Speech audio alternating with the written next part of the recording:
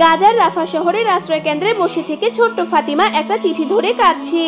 তার মা বললেন, ফাতিমা কাঁদিস না মা, তোর বাবা তো শহীদ, তিনি আল্লাহর কাছে আছেন। ফাতিমা চিঠিটা খুলে ফিসফিস করে পড়তে শুরু করলো, আমার কন্যা আদরের ফাতিমা, আজ হয়তো আব্বুকে ফিরে পাবে না, কিন্তু মনে রেখো আব্বু গিয়েছিল তোমার ভবিষ্যৎ রক্ষা করতে। যদি তোমার চোখে পানি আসে তবে সেই পানিতে কেবল দোয়া রেখো, কোরআনের আলোয় বড় হও। আমার মেয়েটা যেন অন্যায়ের সামনে কখনো মাথা নত না করে। জান্নাতে দেখা হবে ইনশাআল্লাহ। ইতি তোমার শহীদ বাবা।